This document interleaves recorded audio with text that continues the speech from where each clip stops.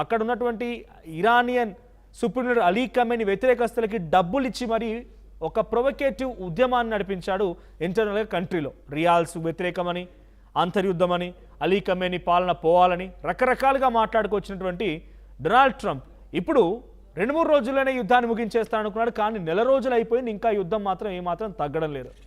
ఇక ఇదిలా ఉంటే ఇప్పుడు ఎంత చేసినా ఏమాత్రం తగ్గకపోగా స్ట్రైట్ ఆఫ్ హార్మూజ్ మూతపడింది. బాబెల్ మండిని మూసివేయాల్సిన పరిస్థితి వచ్చింది. కనీసం స్ట్రైట్ ఆఫ్ హార్మూజ్ నుంచి ఒక్క అడుగు కూడా గల్ఫ్ కంట్రీస్ని కదలనివ్వకుండా కట్టుదిట్టమైన భద్రత మధ్యలో ఇరాన్ ఆ గస్తీ కాస్తోంది. గల్ఫ్ కంట్రీస్లో చాలా భయంకరమైనటువంటి దాడులు పాల్పడుతోంది ఇరాన్. ఇవన్నీ చూస్తున్న డొనాల్డ్ ట్రంప్ ఇక చేసేదేం లేక డైరెక్ట్ వార్లోకి దిగాలనుకున్నాడంట. డైరెక్ట్ వార్ అంటే ఇక డైరెక్ట్గా తన సైన్యాన్ని ఇరాన్లో మోహరించి అక్కడే ఇరాన్ IRGC కార్ప్స్ని, ఇరానియన్ మిలిటరీ సిబ్బందిని, ఇరానియన్ ఇన్ఫ్రాస్ట్రక్చర్, ఇరానియన్ సుప్రీం లీడర్ని అందరినీ అంతమొందించాలని డిసైడ్ అయిపోయినట్టు తెలుస్తోంది. అయితే ఒక రకంగా ఇదే కనుక నిజమైతే ఇరాన్ ఏం చెప్తోంది తెలుసా? రమ్మనని చూద్దాం, వన్స్ మా ఇరాన్లో అడుగుపెట్టిన తర్వాత ట్రంప్ చేత అసలు నరకం అంటే ఏంటో చెప్పిస్తాం, మేము నరకం అంటే ఎలా ఉంటుందో చూపిస్తాం డొనాల్డ్ ట్రంప్ అన్నట్టుగా అటు ఇరాన్ సంబంధించిన IRGC కార్ప్స్ కూడా చెప్తున్నారు. ఏదేమైనా మరి నిజంగానే అమెరికా లాంటి సైన్యం, అమెరికా అంతటి టెక్నాలజీ, అమెరికా దగ్గర ఉన్నటువంటి అద్భుతమైనటువంటి ఆర్థిక వనరులు ఇరాన్ దగ్గర ఏమాత్రం లేవు. కానీ ఇరాన్ ఇంతటి ధైర్యం ఎలా చెప్పగలుగుతుందనంటే వాళ్ళ దగ్గర తెగింపు కనబడుతోంది. మీరు అడగండి ఒకసారి, అమెరికా ఇప్పుడు ఇన్ని దేశాలతో యుద్ధం చేస్తోంది కదా, రష్యాతో ఇండైరెక్ట్ యుద్ధం, చైనాతో కోల్డ్ వార్, ఇండియాతో కోల్డ్ వార్. మీరు అడగండి ఒకసారి, ఏ ఒక్క అమెరికా సిటిజన్ అయినా డొనాల్డ్ ట్రంప్తో ఏకీభవించి వాళ్ళు సైతం పోరాడగలుగుతారు అడగండి? నెవర్. వాళ్ళు ఎవరు సాహసించరు కూడా.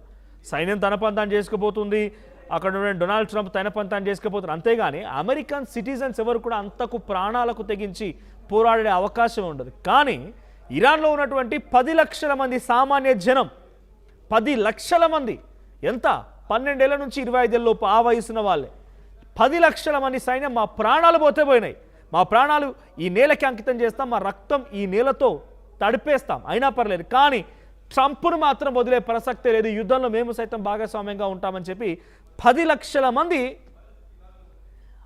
ఇరాన్కి సంబంధించిన సైన్యంతో జత కడుతున్నారంట. ఆల్రెడీ ఇరాన్ దగ్గర అటు ఇటుగా అన్ని డేంజరస్ ఫోర్స్ ఒకటి, తర్వాత IRGC కార్ప్స్ ఒకటి, ఇరానియన్ మిలిటరీ అంతా కలిపి ఇప్పటికే డైరెక్ట్ ఆర్ ఇండైరెక్ట్గా 10 లక్షల మంది సైన్యం ఉండనే ఉన్నారు. అది చాలదన్నట్టుగా ఇంకో 10 లక్షల మంది అదనంగా సామాన్య జనుల నుంచి వచ్చి మేము సైతం యుద్ధంలో పార్టిసిపేట్ చేస్తామనే రకంగా వాళ్ళు వస్తూ ఉన్నారు. కానీ అమెరికా నుంచి ఎవరైనా ఒక్కరైనా సామాన్యుల్లో వాళ్ళు సిద్ధంగా ఉన్నారా అంటే ఇక్కడ ఒక పటిష్టమైనటువంటి ఐడియాలజికల్ పోరాటం ఇరాన్ది. ఐడియాలజికల్గా మా దేశాన్ని మేము కాపాడుకోవాలనే ఉద్దేశం ఇరాన్ది. అదే అమెరికాది అహంకారపూరితమైనటువంటి యుద్ధం. అంటే తన పంథాన్ని నెగ్గించుకోవాలి, తన పోరాటాన్ని తన ఏంటో చాటి చెప్పాలి, తన అహంకారాన్ని, తన బలుపుని, తన వాపుని ప్రపంచ దేశాలకు చవి చూపాలనేటువంటి అహంకారపూరిత పోరాటమేమో డొనాల్డ్ ట్రంప్ది. So there is a difference, big difference at all. ఇరాన్దేమో ఐడియాలజికల్గా తమ ప్రజలు సైతం యుద్ధంలో దిగాలనుకుంటున్నారంటే ఎంతటి పటిష్టమైనటువంటి ఒక ఐడియాలజీని ఆ ప్రజలు ఓన్ చేసుకున్న అర్థమవుతోంది. కానీ ఇటువైపు అలా లేదే. ఇంక్లూడింగ్ అమెరికన్స్ కూడా వ్యతిరేకిస్తున్నారు. Why this is war for? అసలు ఈ యుద్ధం దేనికోసం? యుద్ధం వల్ల అమెరికాకు వచ్చేది ఏంటిది? యుద్ధం కారణంగా అమెరికాకి ఏం ఒరుగుతుంది? డబ్బులు వస్తాయా? లేదు. అమెరికాకి ఇంకేదైనా వస్తుందా? కేవలం ఆధిపత్యం తప్ప. అంటే ఆ దేశాలపైన ఆధిపత్యం, అంటే నేనే గొప్పోడిని అని చెప్పుకునేటువంటి ఆ మాట తప్ప ఇరాన్పై యుద్ధంని గెలిస్తే అమెరికాకు వచ్చేది ఏమీ లేదు. నయా పైసా కూడా రాదు. సింగిల్ ఎంపీ ₹1 పక్కన పెట్టండి, కనీసం ఇంకేదైనా గుడ్ విల్ వస్తుంటే అది కూడా లేదు. ప్రపంచ దేశాల్లో, నాటో దేశాల్లో స్ట్రైట్ ఆఫ్ హార్మూజ్ని ఆపడం మూలంగా యూరోపియన్ తీసుకొచ్చి ఇంత మట్టి పోస్తున్నాడు డొనాల్డ్ ట్రంప్ మీద. అరే నువ్వు ఇట్లా చేయి, నువ్వు చేయడం మూలంగా మేము నాశనం అయిపోతున్నావు అని చెప్పి శాపనార్థాలు పెడుతున్నాడు. సో చాలా దేశాలు ఇబ్బంది పడుతూ ఉన్నాయి. రష్యా, చైనా, ఇండియా తప్ప మిగిలిన దేశాలన్నీ కూడా ఆయిల్ సప్లై ఆగిపోయింది గల్ఫ్ కంట్రీస్ నుంచి.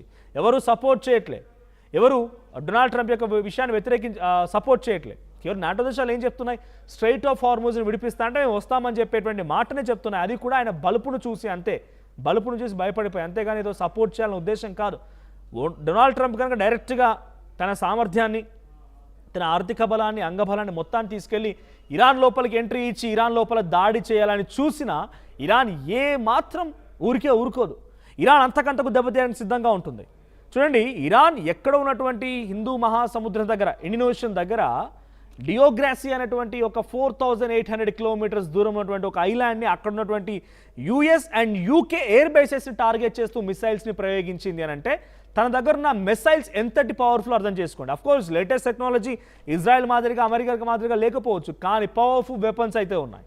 సో ఆ యుద్ధం మొదలైనప్పటి నుంచి ఆర్టీవీ ప్రతి నిమిషం ప్రతి క్షణం మీకు అప్డేట్స్ అందిస్తూనే ఉంది. ఇరాన్ దగ్గర అండర్ గ్రౌండ్ సిటీస్ ఉన్నాయి, అండర్ వాటర్ సిటీస్ ఉన్నాయి. ఈ under ground cities, under water సిటీస్లో అద్భుతమైనటువంటి మిసైల్స్ని, అద్భుతమైనటువంటి ఒక ఆయుధ సంపత్తి కూడా దాగి ఉంది.